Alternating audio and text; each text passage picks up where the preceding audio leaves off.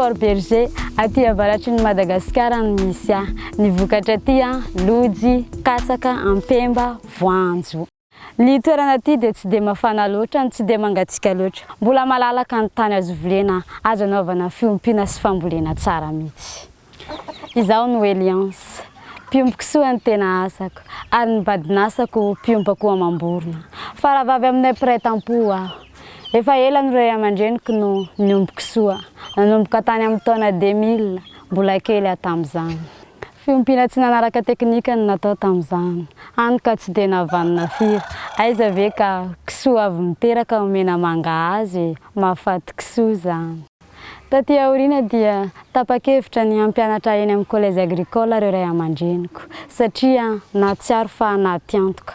Nefa hita fa seha-piarina mahavelona tokoa ny fiompiana kisoa raha aty aminay.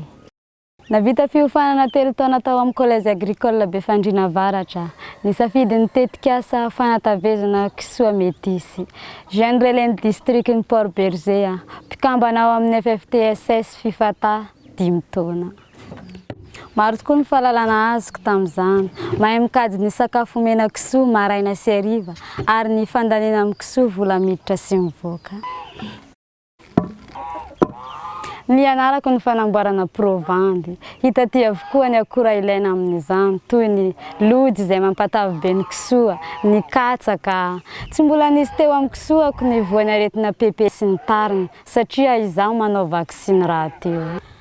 Nanomboka ny taona 2015 aho niditra mpikambana tao amin'ny FFTSS Fifata.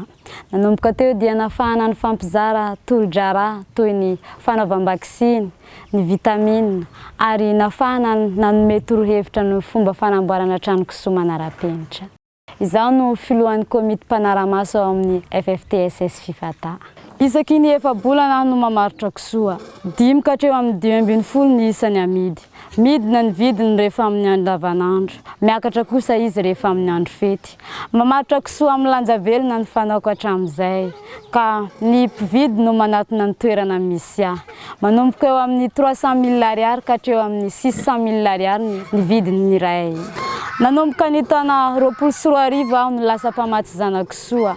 Mamarotra izy misara noho ny 3 volana 150 000 ariary ka hatreo amin'ny 200 000 ariary ny vidiny iray. Ny fiofanana izay norantoviko teny amin'ny collège agricole sy ny fanofanana pitarika izay nomena dia nahafahako nanitatra ny fahalalana momba ny fitarihana.